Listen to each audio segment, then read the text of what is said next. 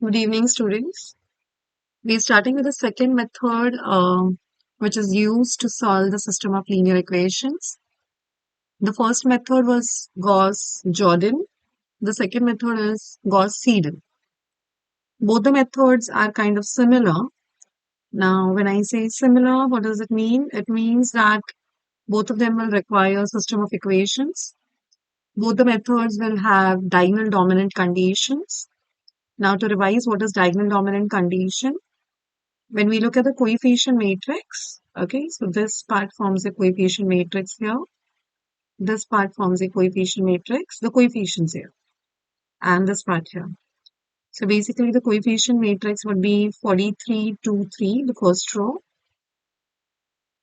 The second row would be 3, 53, and 1. The third is 2, negative 4, and 49. So let's observe the diagonals in each of them are the ones which have the maximum value. And therefore, this is a diagonal dominant matrix. Okay. So again, Gauss-Seidel requires a diagonal dominant matrix. If the matrix is not diagonal dominant, you can definitely exchange the rows to make it in the diagonal dominant form. Okay. It will easily be, it's just as simple as row transformations. That's it. Okay. So whichever is not diagonal dominant, you will just shift the rows above and below. Okay. So what is the difference between Gauss-Jordan and Gauss-Seidel? The difference between them is Gauss-Jordan completes an iteration before changing the values. Gauss-Seidel uses the latest value. It uses the latest value of each of the variable every time. Within the iteration also, it will use the latest value. So let's understand this with the help of this example, which we have in hand.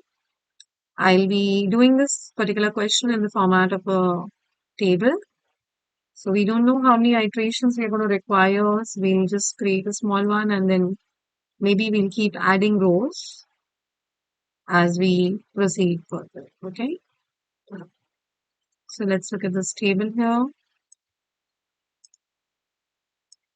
I'll require space for X, Y, and let's create a bigger space again for Z. Okay.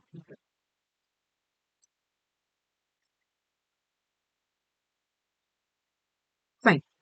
So because the first equation is dominant and okay, yeah, I'll write down this as the number of iterations here. Fine. The first equation is dominant in X. From the first equation, I'll write down X as 91 minus 2y minus 3z, the entire thing divided by 43. From the second equation, because it is dominant in y, I'll write y as 60 minus 3x plus z divided by 53. And here I'll write z as 49 minus 2x plus 4y divided by 49. Okay, so the first part is by shifting the terms in the first equation, second from the second equation, and third from the third equation. Now for iteration number 1, because no starting values are given to you, you will start with y and z as 0. So you will get x is equal to 91 minus 0 divided by 43, which is nothing but 91 divided by 43. Let's use the scientific calculator and calculate 91 divided by 43. The calculator is fixed to 4 decimal places. It will not give you a fixed value for recurring numbers. So this is a recurring number. My 4 decimal values will be 2.1163. So 2.1163 here. My value for y will, because it is Gauss-Seidel, it will use the latest value of it. So 60 minus 3 times 2.1163. I don't have any value of z to start with. Hence, we use 0 here. Divide by 53. Again, let's use the scientific calculator. I have 60 minus 3 times 2.1163. The entire thing will be divided by 53. 1.0123. Okay. It's 1.0123.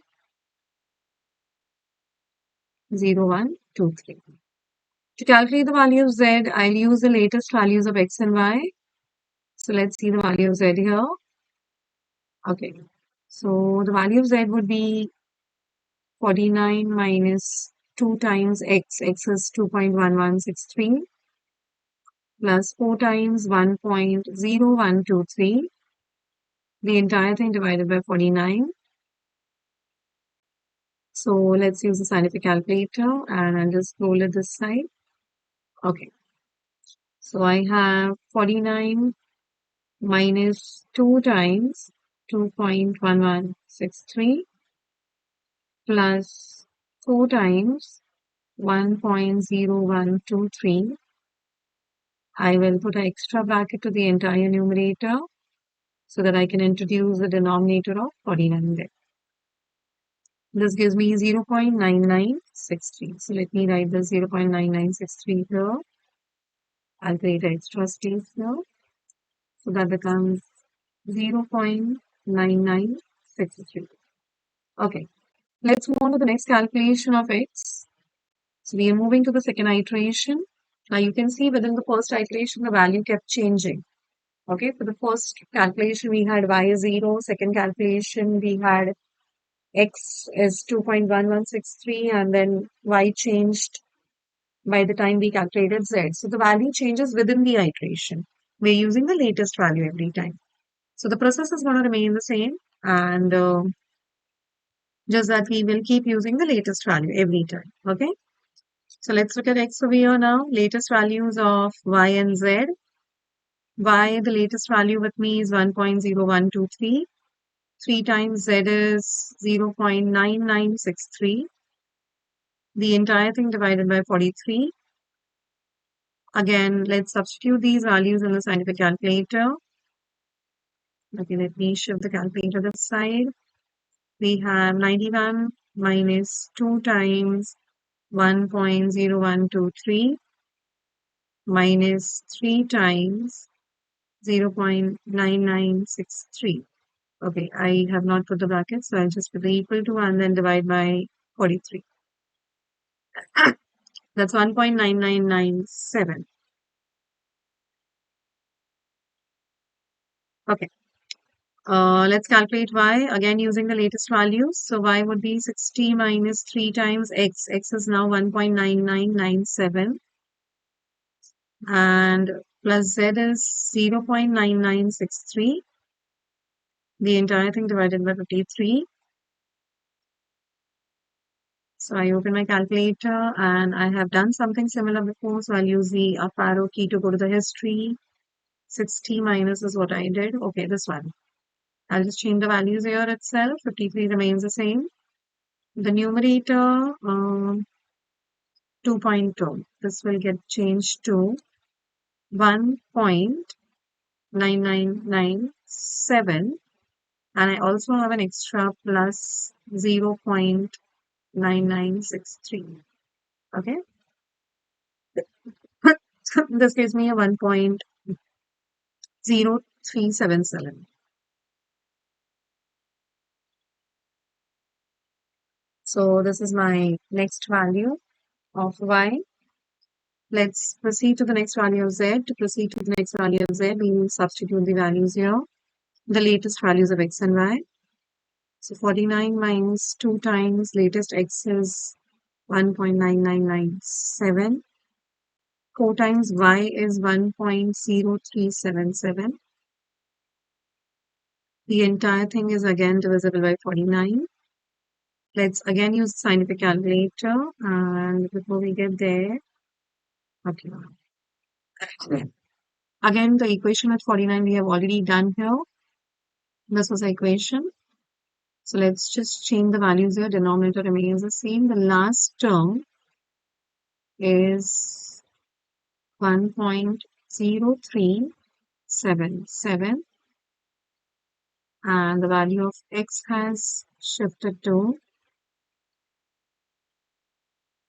1.9997. Everything else is the same. So it's 1.0031. Okay. Now, once we got the values of x, y, and z for the second iteration, we will move to the third iteration. Let's remember, we'll continue the process till we don't get good number of repeated values. Okay. Like at least first two decimals should be the same. So now x is going to be 91 minus 2 times latest value of y, which is 1.0377 minus, no, yeah, minus 3 times z is 1.0031, and the entire thing will be divided by 43. Okay, so let's use a calculator again, and this time let's bring it here. The equation with 91. Okay, I have not in the denominator. We can handle that. Okay, so it's 1.0031 and 1.0377. Okay, so this is the value, and then when we divide by 43, we get 1.9982. Okay, 1.9982. That's the latest value for x. We put it in y, so we'll get 60 minus 3 times 1.9982 plus the latest value of z, which is 1.0031. The entire thing divided by 53. Let's use a calculator again.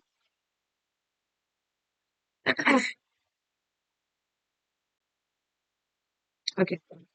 We already have the equation in the form of 60, so we put the value side by side. The denominator remains the same. The second 1.0031 and the previous value was 1.9982. Everything else is the same. So 1.0379, that's the next value of y. 1.0379. Okay, let's see what the value is there. So we'll find z as 49 minus 2 times the latest value of x, that's 1.9982, plus 4 times the latest value of y, that's 1.0379. Divide by 49. So let's again use the scientific calculator, and we already have an equation with 49 where we have already given the values. So that's the reason we don't press AC, okay? So this is 1.0379. That's your latest value of y. And this is 1.9982. You can see the values are becoming closer and closer, okay? So 1.0032 is what we'll take because of the recurring part. 1.0032. Okay. Now you can see almost all of these values, the first two decimals have become equal. The first two decimals have become equal. If we want better precise value, we could take one or two more iterations, but I think if two decimals are required, rather if you look at the values of y and z, three decimals are the same. Okay, like 1.037 and 1.037, 1.003 and 1.003. Here, only in x, you have two decimals, 1.99 and 1.99. So if you observe, your values are becoming closer and closer. The difference is decreasing. Okay. So Gauss-Seidel, the answers converge or the values become closer faster compared to Gauss-Jacobi. If you were doing the same sum by Gauss-Jacobi, maybe you could have required at least 4 to 5 more iterations. But Gauss-Seidel has given you approximately same number of decimals by the time we reach the third iteration. Okay. So yes, we have found these values here. Okay. So now we just write down the approximate value of x, y, and z. So approximate value of x, y, z would be 1.9982, 1.0379, and 1.0032. Students, let's understand one thing here. Again, they've not given you the number of iterations. So we did it till we found two decimals are same. Okay. So the question will be very specific. Either they'll give you how many decimals they want it to be same, or they'll give you how many iterations. If nothing is given, you can stop after two or three decimals being same. Okay, so we have stopped here because two of our decimals are exactly the same. I hope the Gauss-Seidel method is clear, the calculations are understood, and there's no doubt between Gauss-Seidel and Gauss-Jacobi's method. Okay, so this completes your two different methods of solving the linear system of equations. The first one was Gauss-Seidel, Gauss-Jacobi, and this is Gauss-Seidel. Thank you, class.